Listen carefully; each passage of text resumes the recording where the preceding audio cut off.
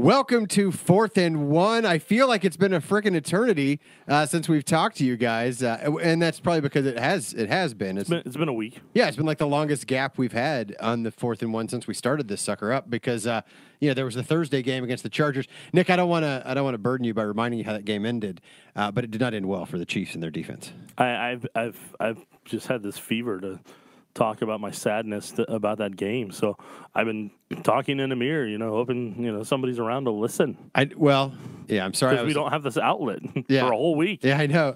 So if the rest of you guys have been sad too, good news. There's going to be another game soon. So you can hopefully get the taste of that Chargers loss out of your mouth. Of course, the Chiefs, blew a 2-touchdown lead in the last, 3 minutes and 20 seconds of the game and lost on a 2-point conversion late. Not good, but hey, they still control their own destiny. Win at Seattle. And look, you win at Seattle, and if Baltimore can knock off the Chargers, boom, it's over. But at the very least, win at Seattle, win at Oakland. You're the number 1 seed throughout the playoffs. You win the AFC West. It doesn't matter what the Chargers do. So put the loss in the rearview mirror, right? I would like to, and I will if they beat the Seahawks on Sunday.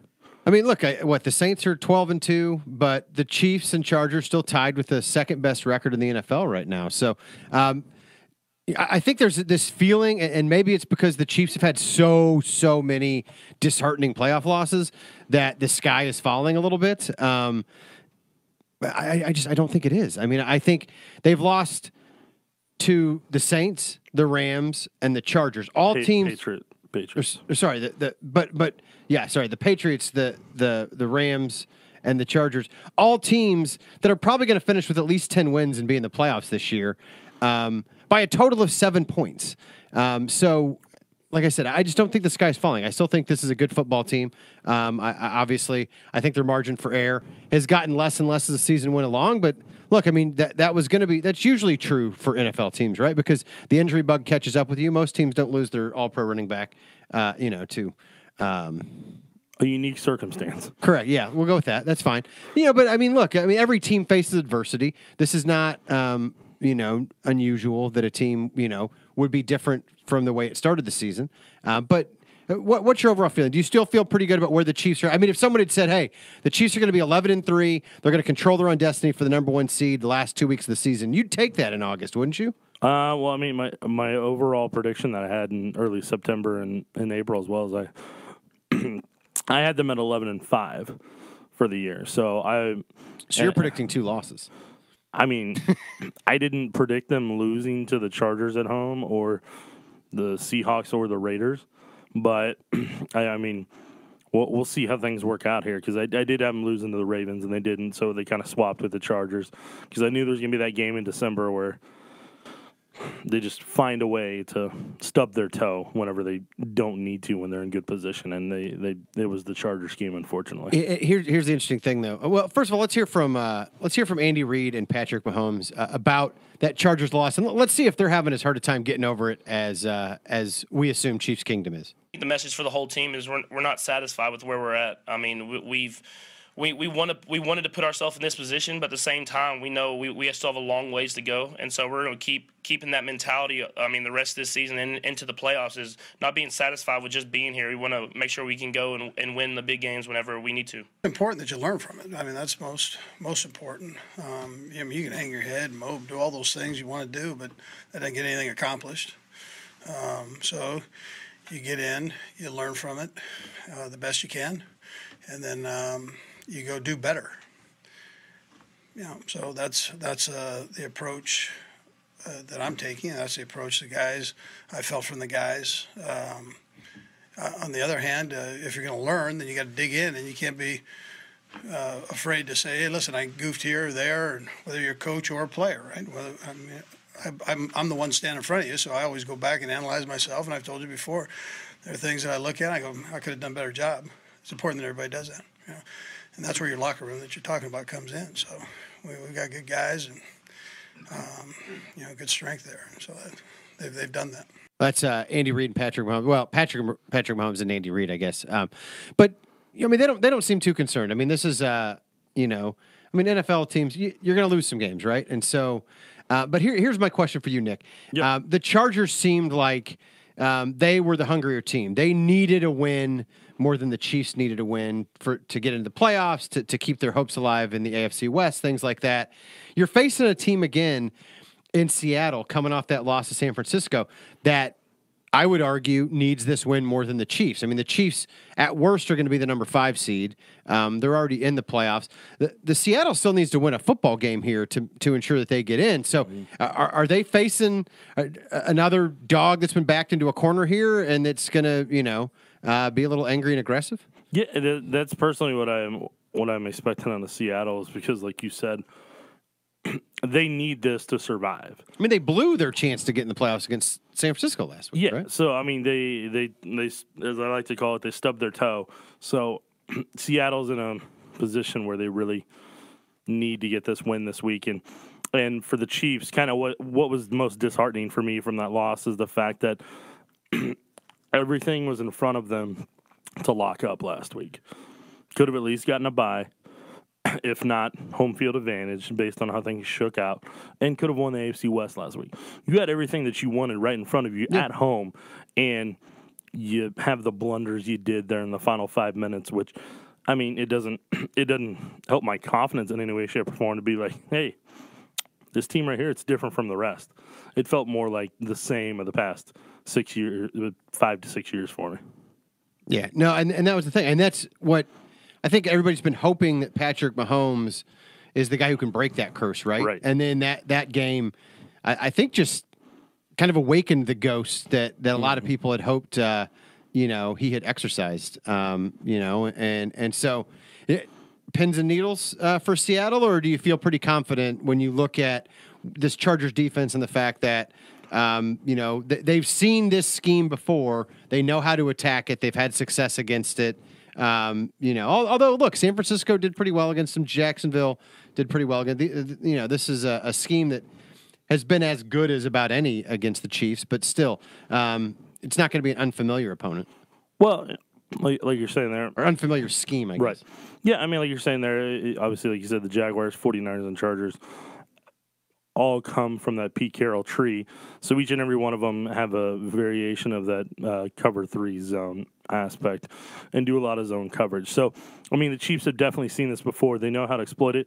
The biggest thing that Andy and them have is, and they did this really well in 2014, is how you use the motions to manipulate the zones and to space them out a certain way to attack other ways. And from what I saw on tape of Seattle, their pass rush isn't good outside of Jerron Reed, in my opinion, number 90. Their best safety is Bradley McDougall, and he's been on the injury report this week, and so is Reed. So their 2 best defenders in my book, outside of KJ Wright and Bobby Wagner, linebacker wise, they've been question marks for if they will or won't be on the field. So for me, I think there's a lot to exploit. There's a lot on tape that the Panthers, the Packers, the Rams, and 49ers showed from play-action passes that you can attack them with, and how you can use the levels concept and how you can run outside the tackles on them and misdirect them.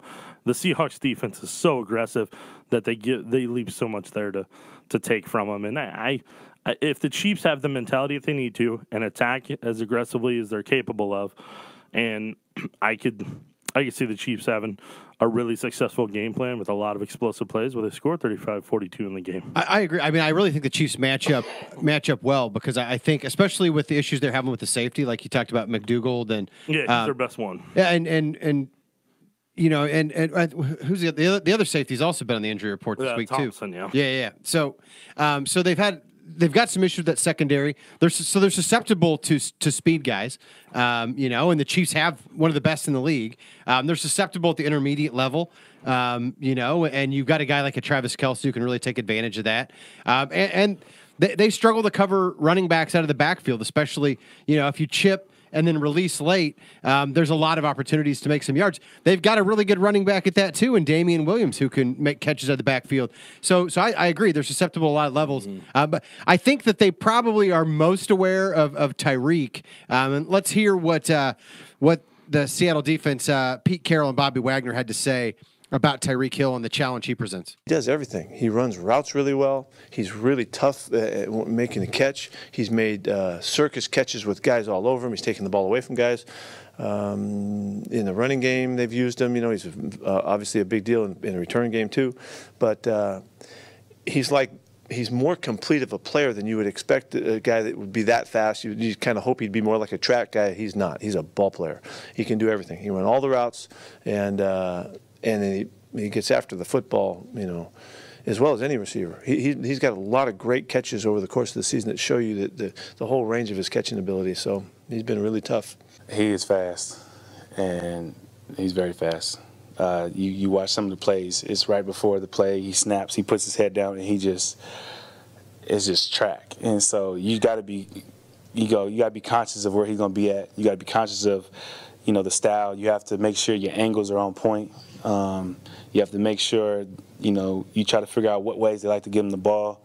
And, you know, they're going to try to, you know, find ways to find mismatches and stuff like that. So you want to try to minimize that as much as you can.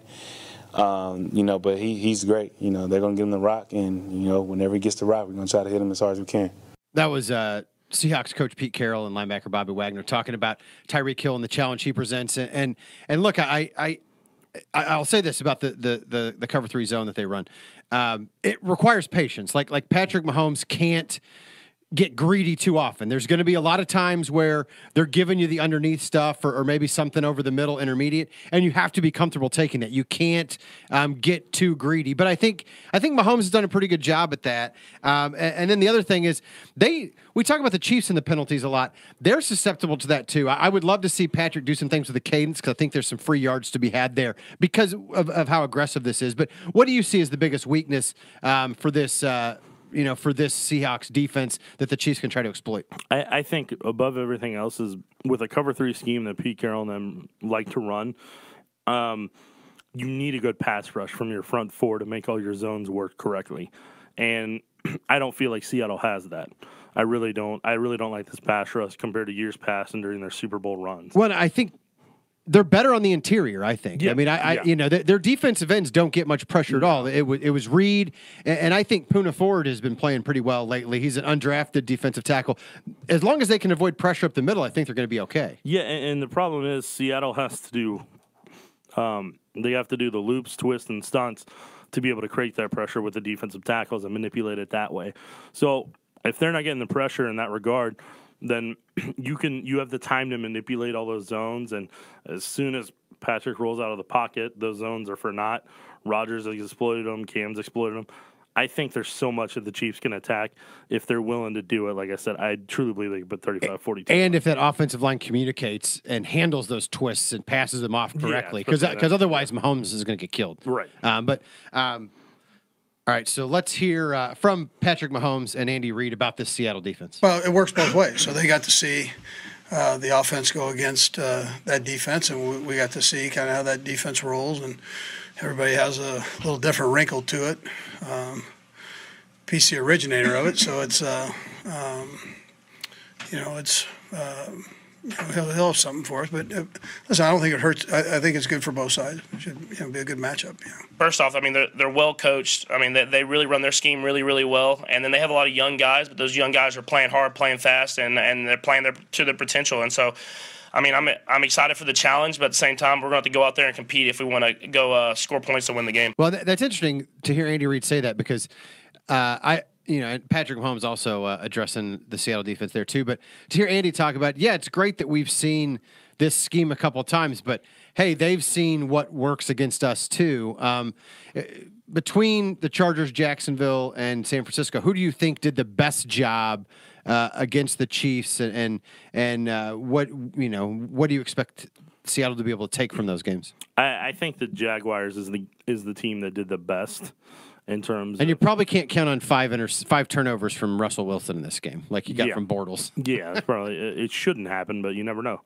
Maybe Bob figured something out over the 10 days that I don't know about. Well, yeah. 5 years of history tells me otherwise, but I think you discovered that you like the some brand of Werther's, right? So are you? Oh my gosh, yeah. No, I'm gonna eat all those. Are you buying in on the butterscotch a little bit now? Yeah, no. I'm gonna put a drawer full here at work for us. We're gonna enjoy them all. That's right. That's right. Get them while you can.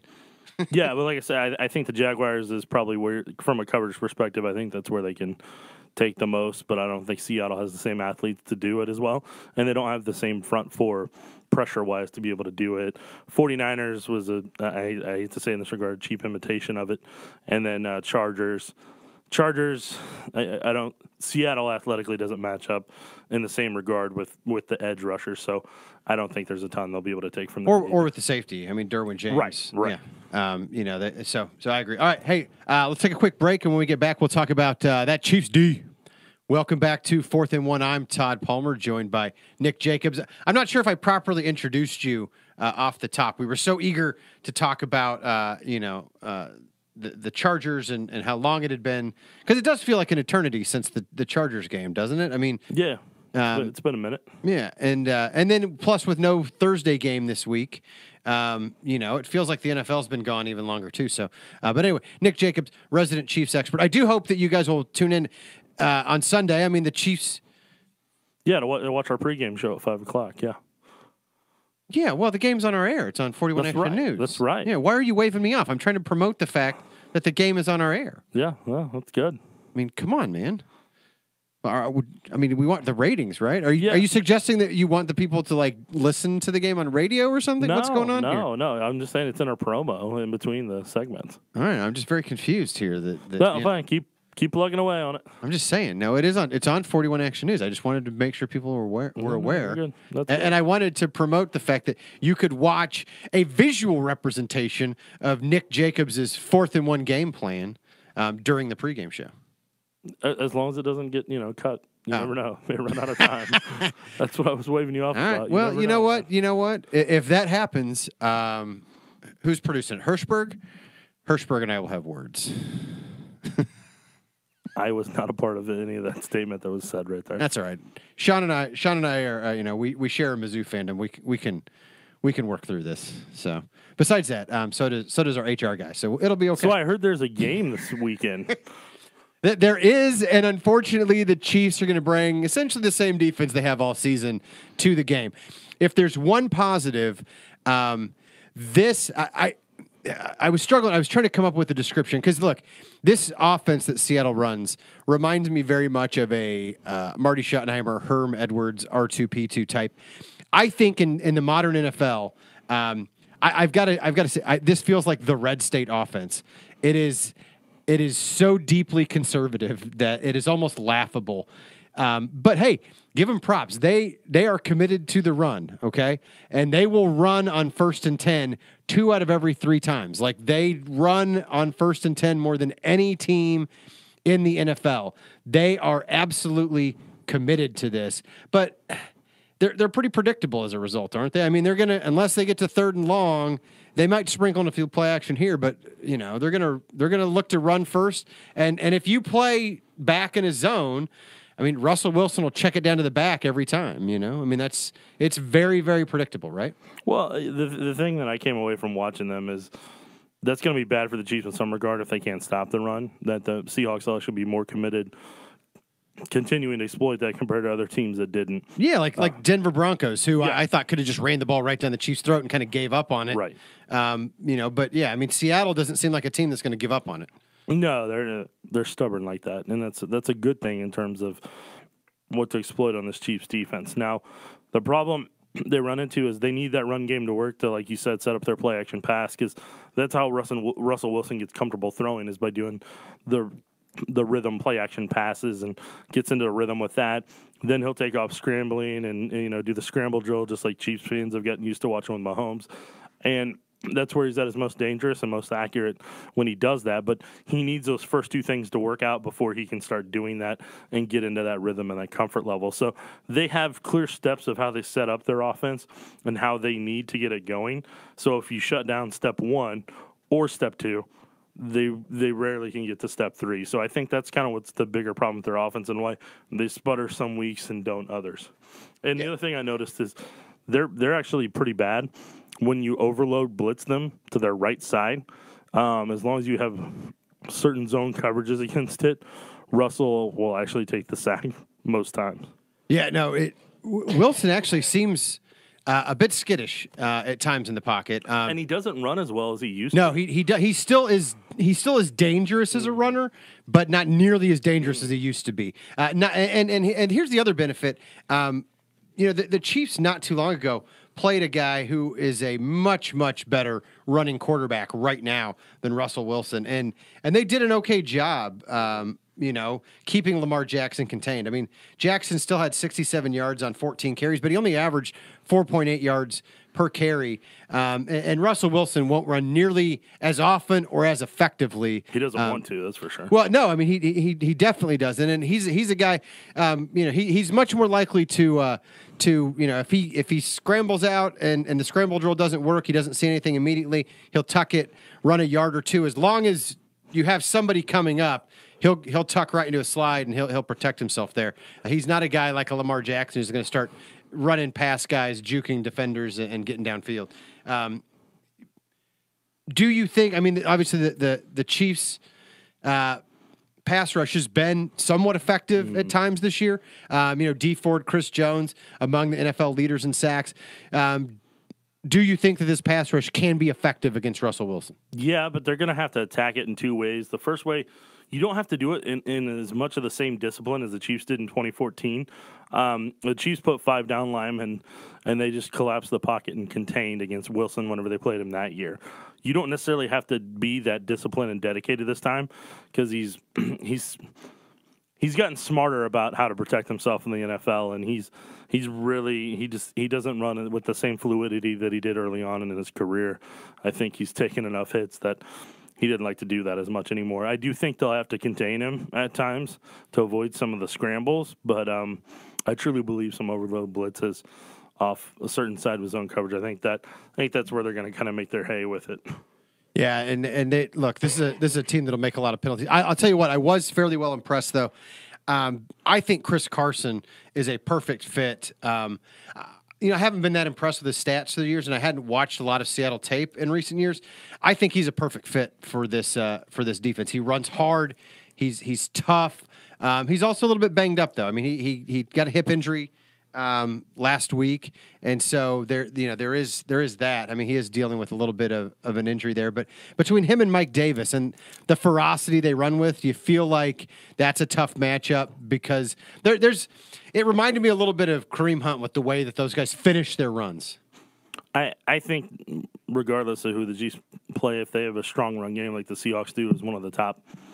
Depending on the category, they're essentially best in the league overall. But I think the Chiefs, that's the one thing that the Chiefs can't fix is they just struggle with the run, and it's gonna be one of their big problems coming down the road here, come playoff time. So I'm curious to see how they respond against Seattle, if they have any answers, and if they do, then I think they come out of there with a comfortable win. If they don't have answers, then I think it's going to be a lot closer game than people want it to be. All right, let's hear from Russell Wilson talking about Chris Jones. Chris Jones has been amazing on film. He's a big, strong, fast. He's quick. Even for a big guy, he has a knack for getting to the quarterback. So hopefully not this week, but he's pretty special in that way. So I think they got 14 and a half sacks, I believe, something like that. So he's a special player and will be a special player a long time in this league. I think this is only his 3rd year, right? So you think about all the things he's done so far. It's pretty cool to watch him. Their pass rush in general, they have 46 sacks. Just how important is avoiding, whether it's the penalties, negative plays, kind of getting in those obvious passing situations? Yeah, I think the thing for us is we got to stay on schedule against these guys because they're number one, sack leading team in the NFL. They got a lot of guys. Ford's got like 11 plus sacks. Jones has 14. They got Houston, who's always been one of the sack kings in the NFL. So there's a lot of guys that they can rotate in and out and make plays, and they make timely plays as well. So we got to be really smart up front. We got to be smart with the ball in the pocket, everything else, and play a great game. There's no fear. We've played some tough opponents this year in terms of defensive lines, and I think our offensive line has done a tremendous job of being able to do a great job against some really, really great players. So this is going to be a great task for us, and we're looking forward to that. That was Russell Wilson talking about the challenge of facing the Chiefs pass rush, especially Chris Jones.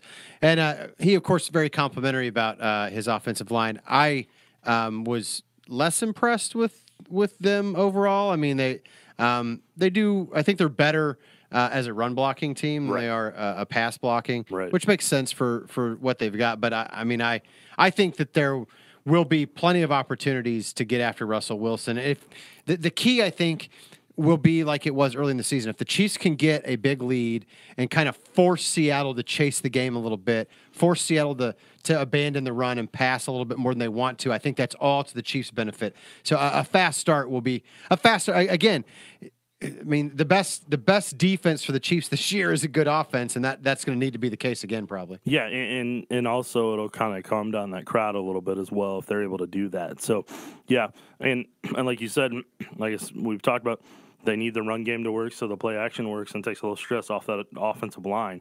So that's what we're saying. Stop number one, so number two isn't as effective. Eric Berry last week. Let's talk real quick. Yeah. What did you see now that you've had a chance to watch film about his performance? How much of a difference do you think he could have made down the stretch? Had he been available instead of on kind of the pitch count, so to speak.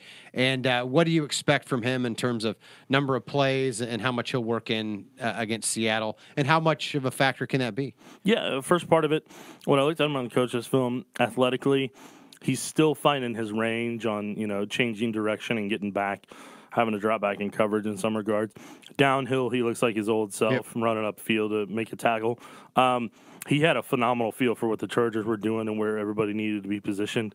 And I counted 8 to 9 different times when I put him up on Twitter of how many times he had to adjust people, whether it was a rusher, middle linebackers, corner, safeties, wherever, to get them in position. When he did, they did really well. So had he been in there at the end of the game, I don't think the Chargers go on that run, because I think he would have adjusted some things properly for them, especially on a 2-point conversion. So I don't think the Chargers end up winning that game if Barry was out there, and that's kind of the frustrating part of this week. Frustrating because that was somewhat predictable, and maybe they should have saved Eric Berry for the second half, or frustrating because, it put the Chiefs in a bind now? Part of it is that it put them in a bind in general. And I understand they had their agreement before the game about what they want to do snap count-wise and everything. But my thing is, hypothetically, if they didn't use them in the first half, the game would have been closer, quicker, probably, to where, you would have needed him in the clutch and in the second half. So I get it in both regards, but this week they need him out there as long as they can have him out there. If they can have him out there every play.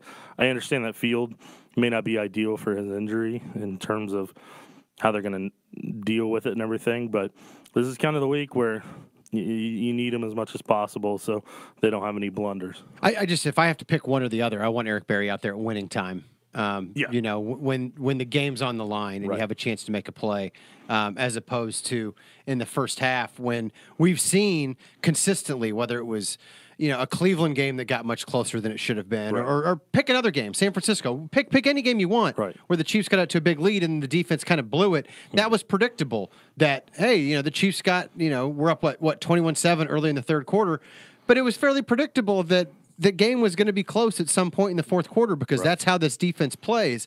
That's when I think Eric Berry could have helped the team more, and that's what I hope that they save a few snaps for some critical situations down the stretch, because they're probably going to need it given the way this season's played out. Yeah, especially against Seattle in playoff time. I need to see him as much as possible. Yeah, Oakland, it depends on how they do in Seattle. Yeah, look, if you win against Seattle, maybe you don't even need Eric Berry against Oakland. You can rest him up, get him ready. That's the hope. So, all right, guys, another quick break, and we will be back to wrap things up here on 4th and 1. Welcome back to 4th and 1. I'm Todd Palmer, joined by Nick Jacobs. And let's talk injuries. Injuries always, especially this time of year, make a difference in the NFL. First of all, let's go through the Chiefs. Offensive line's been a little bit banged up. Obviously, Laurent Duvernay-Tardif has been working without a boot, but still haven't activated him from IR, so he's not going to be back, obviously. But Cam Irving, Mitchell Schwartz, hearing good things there, right? Yeah, the injury report is that Watkins is going to be out. Yep. Wide receiver Sammy Watkins will be out. Spencer Ware is doubtful, and Kendall Fuller is questionable. Everybody else is obviously good to go, designated to be good to go from that point on. So that's officially what the Chiefs thing, isn't it? And I didn't expect to see Ware. If he's got a hamstring or shoulder or whatever it is at this Both. time. Yeah, I know he had both in that game that they listed him as. Whether it's any of those, you've got a good running back situation. You really don't need him right now. Yeah, so. between Damian and Darrell Williams, I think you saw enough against the Chargers. Yeah. That was not the problem. The problem was not missing Spencer Ware against the Chargers. Right. And so, I mean, Mitchell Schwartz, it sounds like based on what I saw, it looks like he's going to be available. That's probably Cam Irving's going to be available. That's probably the biggest one. Mitchell. Yeah. Mitchell Schwartz has been pretty good at right tackle this year. You need him out there. You don't really have a ready-made replacement for him. And that'll be impressive if Fuller, after Irvin's surgery, is able to come out there and play. Even when he made the interception, even when he had the cast on, that was impressive. Yeah. Speaking from a guy that had a wrist injury as well. Well, and they certainly could. I mean, Kendall Fuller's been the best cornerback they've had, and albeit a bad secondary this year, but they could still wouldn't hurt to have him. Real quick, let's talk Pro Bowl. Let's end on a positive note here. The Chiefs got 6 guys. Somebody named Mahomes. I've heard of him. Made it. He also signed a deal. By the way, I don't know if you're aware. Signed a deal with Hunt's Ketchup this week. Do you approve? I don't care either way. I know he's got the cereal patty flakes coming out too, and he's gonna have a lot. You act like deals. you're not gonna have 7 boxes of patty flakes, and that's not gonna become your pregame meal. It all depends on if he gets to that promised land. And by promised land, I mean the AFC Championship. You mean Super Bowl championship? Why are we just shooting for AFC championship? Because I've only seen that once in my lifetime. So anything after that's gold. Yeah, no, I want the Super Bowl championship. I'm greedy. I mean, look, all I'm saying is if the Royals and Sporting Kansas City can do it within the last 5 years, why not the Chiefs? You know what, Todd? Sometimes, you just gotta take what you can get, okay? All right, Mahomes not on there. Or Mahomes, did make the All-Star Pro Bowl, whatever they call it. Pro Bowl, yeah. Pro Bowl roster. 3 more offensive players: Tyreek Hill, Travis Kelce. No big surprise. Eric Fisher. Were you a little bit surprised? One, that he was the tackle between the 2 the Chiefs have that made it, and 2, did you think that he'd had a Pro Bowl season?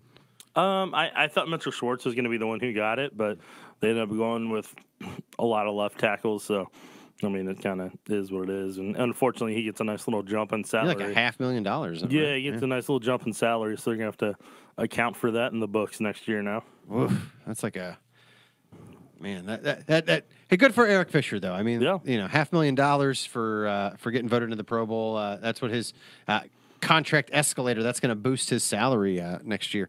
And then on the defensive side, sorry, I forgot there was one other offensive player. I always forget him, but that he's kind of on offense, especially the way that they've run the offense this year. We haven't seen Anthony Sherman a whole heck of a lot. How dare you? He had that touchdown catch against the Chargers. Yeah, that was I believe week the 1. season opener. Week 1. And that's where the highlights kind of have been cut off lately. But Anthony Sherman, you gotta love to see that guy get some recognition from the league and from his peers and get a chance to go play in a Pro Bowl. Yeah, very deserving of it. He's a very talented blocker. Great on special teams too. So it's great to see him be able to get that honor. And then on defense, D Ford makes the Pro Bowl. Who do you feel like was the biggest, if there was a snub, the biggest snub for the Chiefs? For me, it was Mitchell Schwartz. I know a lot of people feel it was Chris Jones. Who's a Pro Bowl alternate? He's an alternate, and so is Schwartz. So, yeah, for me, Mitchell Schwartz, he's played at a Pro Bowl level most of his entire career. So for him not to get that honor was disappointing. Yeah. For me, it was Dustin Colquitt. Yeah, I'm sure it was. Sure it was. I think Dustin Colquitt should have 14 Pro Bowl selections at this point in his career, and I think he's got 2. So disappointing. But, hey, you know what? I kind of hope. I know that you're hoping that they'll all play in the Pro Bowl because you just want to get to the AFC Championship game. I'm hoping none of them will get to play in the Pro Bowl because they'll be getting ready for a Super Bowl. Well, if they do play in the AFC Championship game, they're probably all going to bow out and just go take nice vacations. Probably, the but Pro Bowl. they'll have the opportunity to play. In my scenario, your scenario, in your dream vision of losing in an AFC Championship game. I'm just realistic, Todd. All right. Did not get Gary's off, so we did not get a forecast. I feel like I look it up on your phone, guys. Download the 41 weather app or something, and look it up for yourself. You know what? Be be independent, be self-sufficient this week. Okay, I'm sorry Gary's not here to give you the forecast in Seattle this weekend, but Nick is here to give you his prediction. Oh boy, people love the prediction. They just wait in their car for it this time of year. 17-14 Kansas City. I've literally never ever said it like that, but thanks, man. Maybe you can give me another Raytown analogy about Dairy Queen in your car. Yeah, well, would you like? I got plenty of Raytown firepower. What's solid pass? All right, solid pass. I'm gonna try to be optimistic. And I'm gonna give the Chiefs a win. I'll make it 38-27. I'll be optimistic on that. I do know that Seattle struggles when another team scores 26. So I'm hoping the Chiefs obviously haven't been under that all year. So I'm kind of hoping that's a magic number for them again this year. Well, I'm saying 27-24. I think it's going to be close, but I think the Chiefs will pull it out. I just think that I think the Chiefs have enough firepower on offense, even without Kareem Hunt, even without Sammy Watkins. I still think that they've got enough firepower. I just think Patrick Mahomes can carve up that zone. I think had I not watched the coach's film, I'd be really nervous about this game.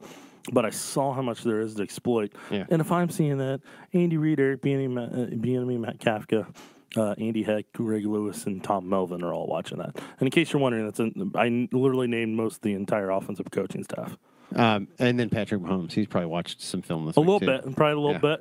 Yeah. So, no, I think he's probably salivating. And hopefully, you win that. Maybe the Ravens can do the Chiefs a favor, knock off the Chargers on Saturday. And then Eagles take care of some business on the Texans Sunday. Yeah, and then boom, all of a sudden, you get to relax a little bit for that Raiders game. That's the hope. That's the hope.